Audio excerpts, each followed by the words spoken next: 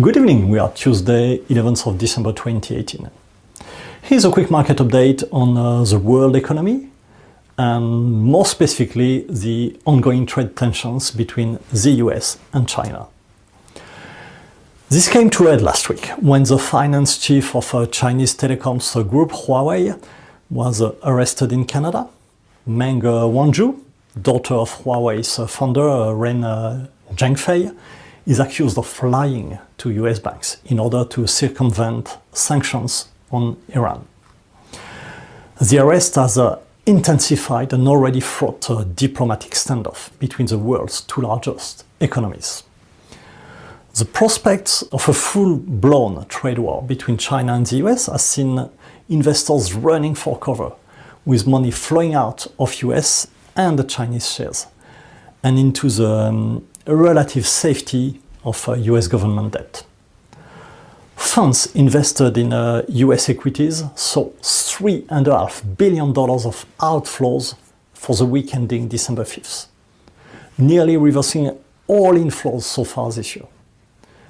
The S&P 500 index fell yesterday to its lowest level for 8 months, adding to last week's selling pressure, although a late rebound saw it end marginally positive on the day. The Dow Jones joined the main US benchmark and the tech-heavy Nasdaq in correction territory, a fall of more than 10% from the recent high, as it fell by more than 2% to a 7-month low. Right now, the Dow Jones is trading at 24,420 something. US shares have been under pressure since October, when it became clear that Donald Trump is determined to increase the tariff squeeze on China by increasing 10% levies on more than $200 billion of imports from China to a 25% tax from the beginning of next year. China managed to secure a temporary reprieve with a deferral of that hike until the beginning of March at the earliest.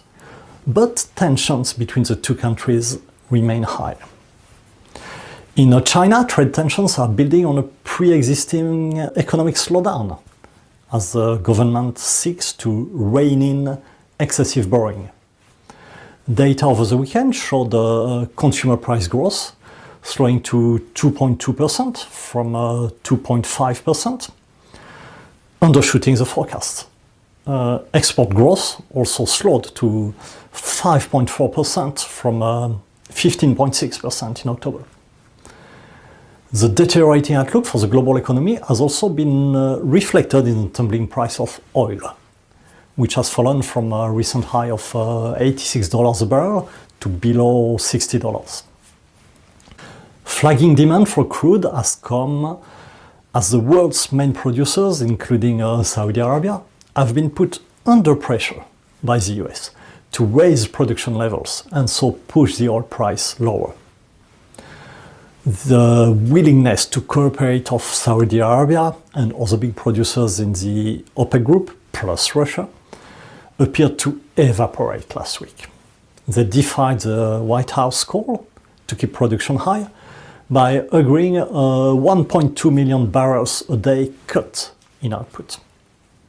That sent the oil price 5% higher on Friday, with the Brent reaching $63.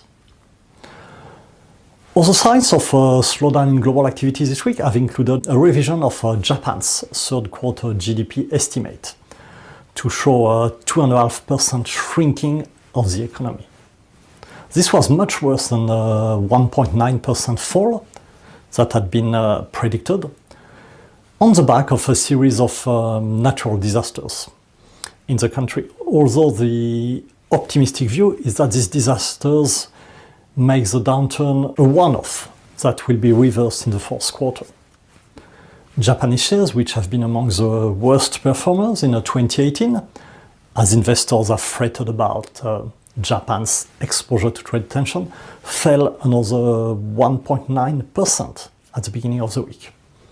The TOPIX is now at 1,575 points, its lowest level for 18 months. And like the UK, starting to attract contrarian investors. Well, that's all on this short topic. Speak to you soon. Goodbye.